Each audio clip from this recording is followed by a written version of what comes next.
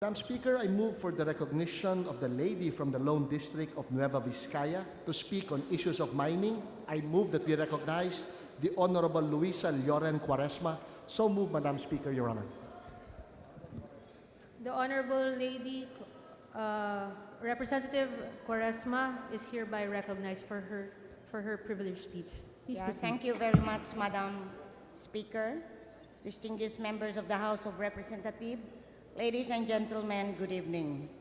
I'm here today to speak on a matter of great importance to our nation and its children.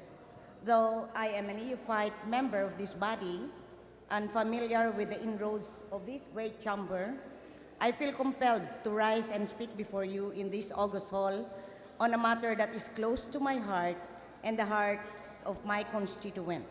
I do this for our people. Today, I bring before the House of Representatives the plight of my constituents in the great province of Nueva Vizcaya. They have suffered far too much and far too long from the destruction brought by responsible mining companies, as do, I am sure, other communities in several parts of the Philippines. The push for responsible and common sense mining has been my personal advocacy for decades now. Before I became part of this body, I fought to foster community-responsive mining in our province as a local elected official. Seeing the scale in which irresponsible mining could destroy families, communities, and even entire ecosystems all over the country, I realized I must bring the battle here to Congress. The province of Nueva Vizcaya is the ground zero for the mining industry in the Philippines. The first ever Financial and Technical Assistance Agreement, FTAA number 001, was issued to the DDPU Gold and Copper Project, a large-scale mining project contracted in the year 1991 to then Climax Arinco Mining Company and is now being operated by Oceana Gold Philippines Incorporated, which project is located at DDPU, Cebu, Nueva Vizcaya. The project was advertised to produce billions of dollars worth of gold and copper in its first 5 to 10 years of production. The proponents of the project boasted of multiple benefits to the local community. The pillars of the mining industry saw the DDP project as a trendsetter for future large-scale mining projects in the country. True enough, the DDP project became a trendsetter, but not in the way its proponent boasted it to be when they were promoting it.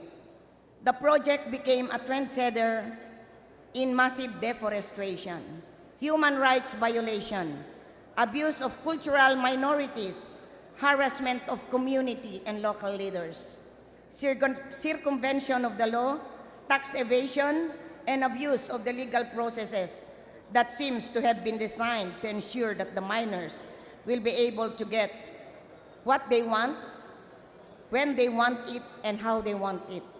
The community and local leaders like myself stood seemingly helpless against this giant industry that enjoyed the absolute protection of the law and the national government.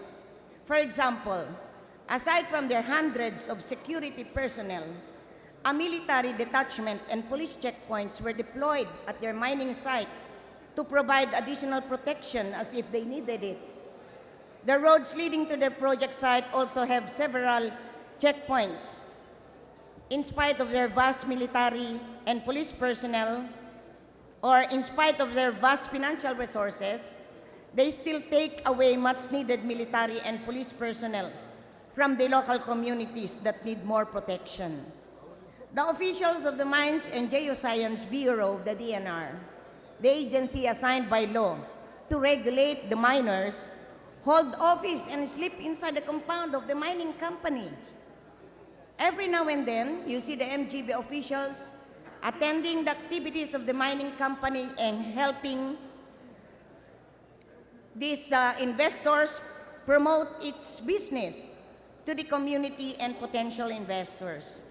Only a naive person will believe the story that the MGB is unbiased in its regulation of the mining industry.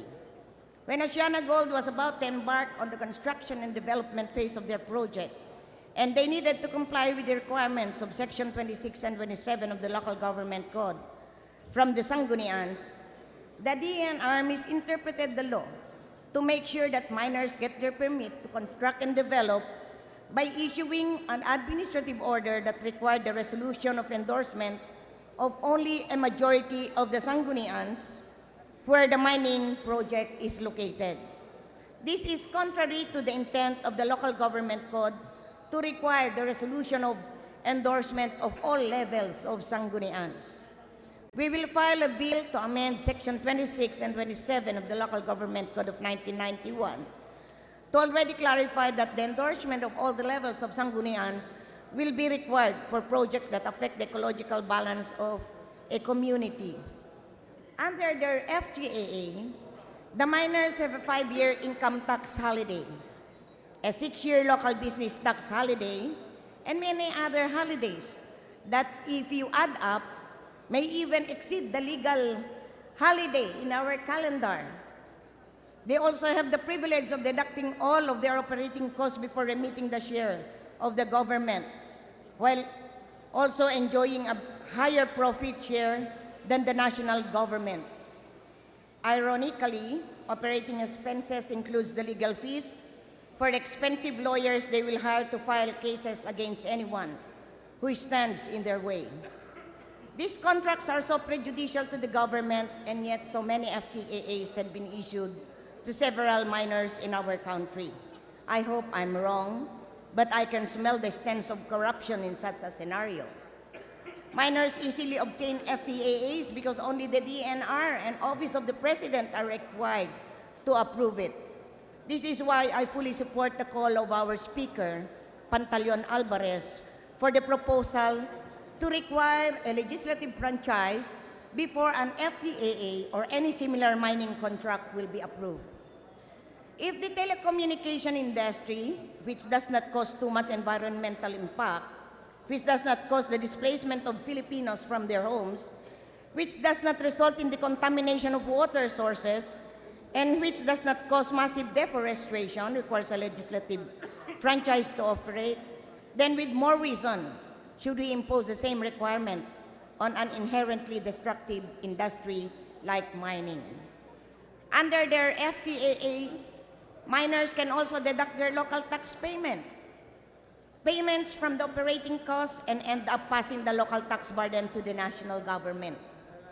But what is worse is that despite their ability to pass the local tax burden, they still refuse to pay local taxes to the LGUs simply because they want to prove a point that they are powerful and they are not cowed by the leaders of the community. They would rather pay their lawyers millions of pesos in legal fees than pay a lesser amount of local taxes to the LGUs. I will support any bill that will change the financial benefits of this mining industry to make their contracts more beneficial to the Filipino people. This unfortunate trend set by the DDP project went on and served as the blueprint of the Philippine mining industry in other areas.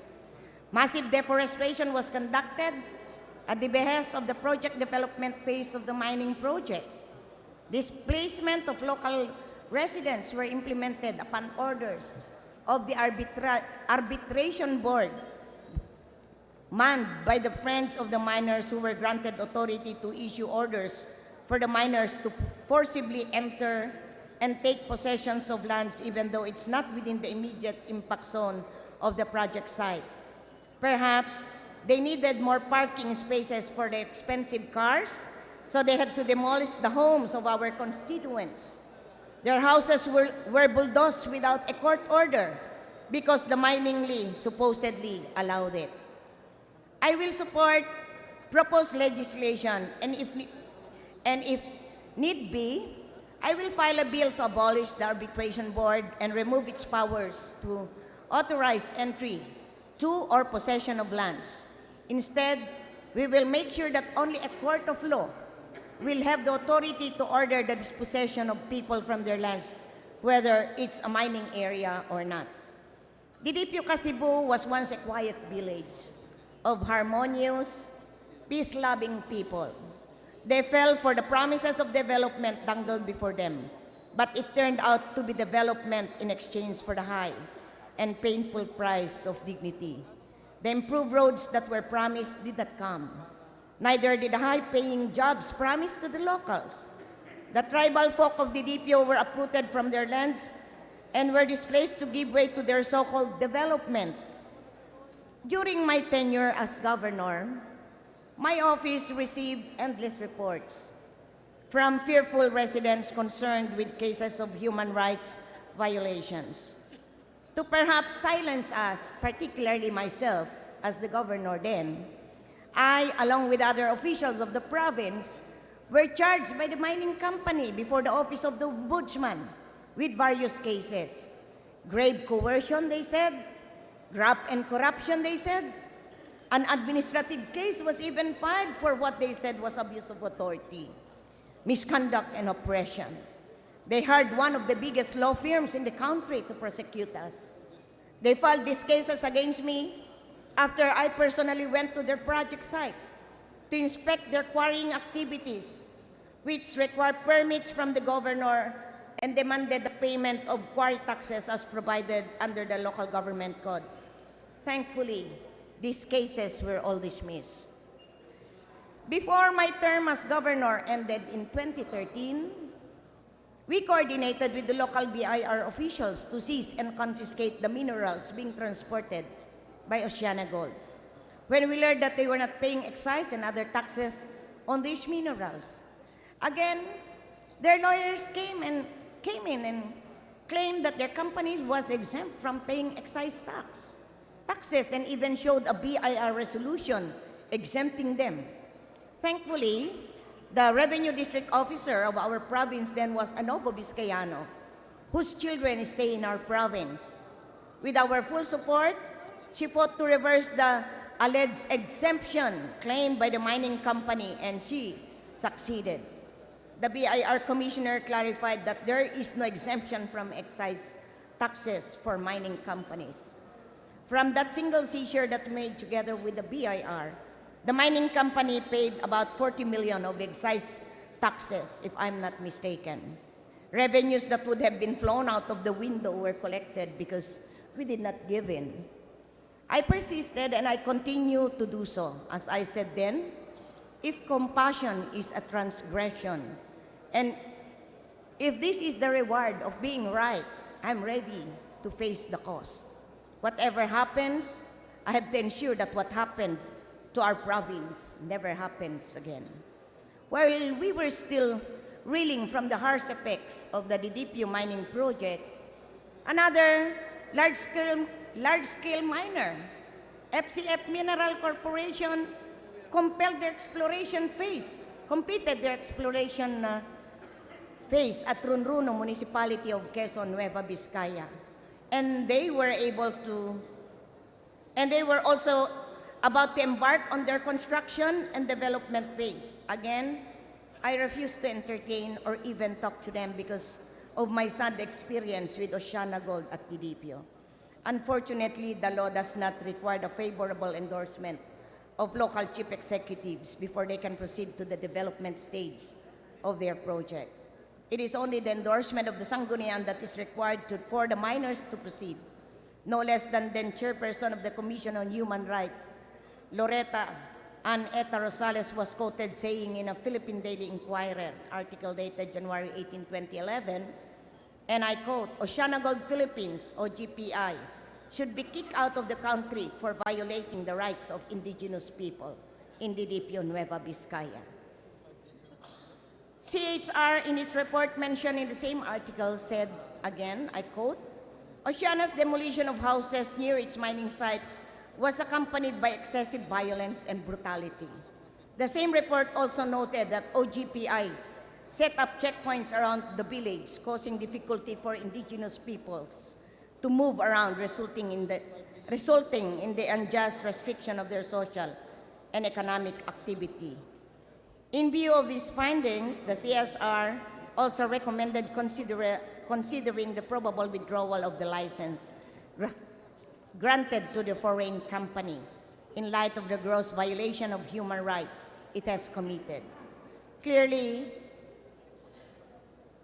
Mr. Speaker, mining does not only damage the environment, and irresponsible companies also violate human rights as well as the social and economic rights of our indigenous peoples. And yet, after all this, just in March this year, Oceana even received a 5-year extension to the exploration period of its FTAA. Regrettably, majority of the Sangguniang Panlalawigan members of our province endorsed the mining project of FCF Minerals with only 2 objections. The Sanggunians never even bothered to ask the opinion of this representation was then the governor if she favors the mining, despite the fact that majority of the Sangguniang members were then my political allies, or so I thought. I will file a bill to amend Section 27 of the Local Government Code so that before a mining or any similar project will push through, an ordinance instead of a resolution will be required to give the local chief executive the chance to exercise his or her veto power. Today, I remain as firm as ever, because lost dignity and destruction should not be the price of development. Because pain and suffering cannot bring us true progress and prosperity. Because we have a duty and a responsibility to safeguard the future of every generation of Filipinos yet to come. Because destructive, illegal, and irresponsible mining simply must stop, and it must stop now. But let me be clear, this does not mean that all mining must stop. As this administration has noted, the government is committed to promoting a robust and dynamic economy with every sector contributing to its growth, and that includes mining. In fact, studies have shown that mining industry has great potential to be a key growth sector in the country. We do not call for an indiscriminate blanket ban on mining. What we call for and what I have advocated and will continue to advocate is responsible and common sense mining. That means all mining companies must be regulated in such a way that they strictly comply with the rules and regulations in place. That means that the community should be entitled to substantial and realistic financial benefits from the mining projects and be able to allocate these benefits under their own terms and not upon the dictates of the mining company or the DENR. Thus, I take heart in hearing the recent pronouncement of President Rodrigo Duterte and Secretary of Environment and Natural Resources, Gina Lopez, on this matter. As President Duterte mentioned in his State of the Nation, the paradigm we will follow in sectors like mining is that the interest of the country and its people must always come first. Mining companies could either, and I quote, do it right or just go out. We also welcome the President's call for a comprehensive review of mining concessions to make sure mining activities all over the country do not operate to the detriment of our environment and to suspend those that do not comply with government standards. I believe these early steps are very encouraging for all stakeholders involved and will allow us all to find a constructive way forward. On a more personal note, I wholeheartedly welcome with pleasure and support Secretary Gina Lopez's promise to us, the Mines and Geoscience Bureau, to cancel the permit of a foreign mining company in Nueva Vizcaya, the very same one I led a barricade against some 8 years ago. I understand that a special audit team of the ANR is presently at the DPO Kasibo. That's why I would like to take this opportunity to thank Secretary Gina Lopez of the DNR for their presence in Kasibo at the moment. And they are there to evaluate the compliance of Oceana Gold with applicable regulations. And it is my hope that the DNR will go further and send additional audit teams to evaluate all mining operations in Nueva Vizcaya. I hope that it should not only be that mining activity in DDPO, but I also appeal to the Department of Environment and Natural Resources to include the operations of FCF Minerals Corporation to have a more complete review of the allocate of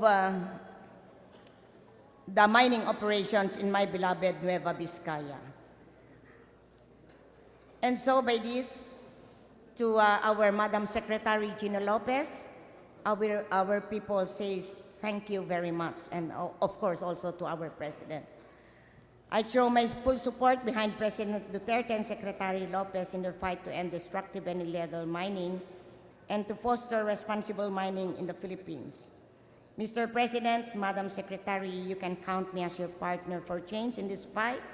In the course of the 17th Congress, I will craft and support whatever legislation is needed in consultation with my constituents, my colleagues, civil society, the academe, and the scientific community, mining companies, industry, stakeholders, the executive branch of government, and the broader Filipino public to ensure the responsible mining is a standard in every island of our country. Through dialogue, we can find and finally walk the middle ground without sacrificing development and without wrecking destruction. I join President Duterte and Secretary Lopez as they call on mining companies. Pay your dues to the Filipino people, the sole and rightful owner of this land and all it contains. Take care of the environment you're working in. Make good on your promises to the communities you enter. Work with us for the betterment of the industry, of the host communities, and of the lives of the Filipino all over the country. We can do more. We can do something great here, something that can vastly improve the lives of all Filipinos on an unprecedented scale. Join us and be partners for change. Be responsible, trustworthy, genuine partners for change. So before I end my privileged speech, I would like to present to you some pictures and videos in the mining areas, that one in DDPO. So may I just request, okay, this is how the DDPO looks like, the village of DDPO looks like before the entry of Oceana Gold Philippines. That was taken in 1988. And this is a dialogue with the people of DDPO. I stayed there for 10 days. Sinamahan ko po yung ating mga kababayan dyan. All of them are indigenous peoples. Okay, next. And this is now the dam, tailings dam, that the company, this mining company constructed. Another one, please. So, and then next, these are the trees planted within the tailings dam. Nagkaroon na ho tayo ng contamination. That's why, if you look at the trees, namatay na ho sila. Okay, next, and I would like also to present, and this is how the DPO project looks like now, after that, the first picture that we have shown in this video, okay?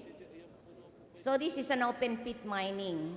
Can we move forward to the video presentation about the harassment of these mining companies to our indigenous peoples who had been settlers there for so long a time?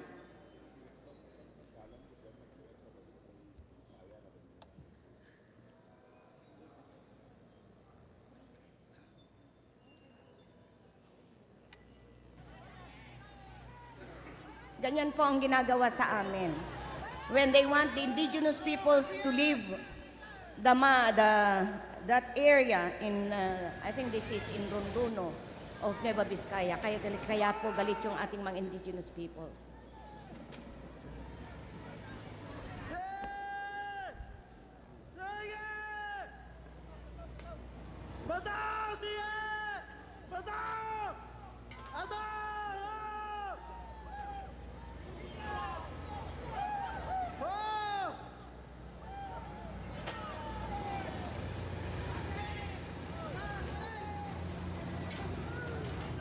And there are even some policemen. May mga baril po dyan ng mga pulis para lang takutin yung ating mga indigenous peoples. That is the scenario in one of the mining sites in the province of Nueva Vizcaya. And to think that Nueva Vizcaya is an agricultural province. We contribute so much to the food security program of the national government. We supply vegetables, not only not only in Nueva Ecija, but as well as here in Manila.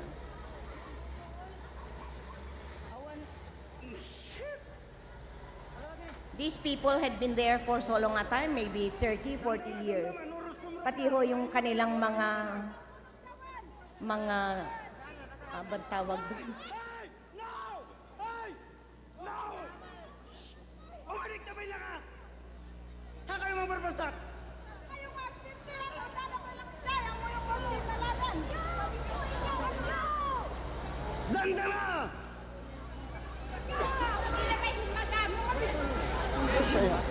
Okay, so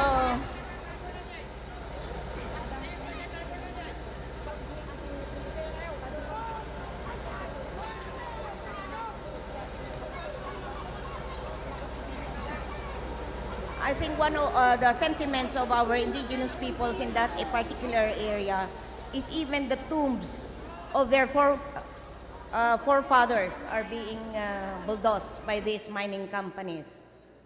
So yun lang po. So maraming salamat po sa inyong lahat. Thank you very much and good evening again. Majority Leader. Madam Speaker, may we refer the privileged speech of the Honorable Luisa Cuaresma of the Lone District of Nueva Vizcaya to the Committee on Rules. Is there any objection? The Chair hears none. The motion to refer the speech of the Honorable Cuaresma to the Rules Committee is hereby approved.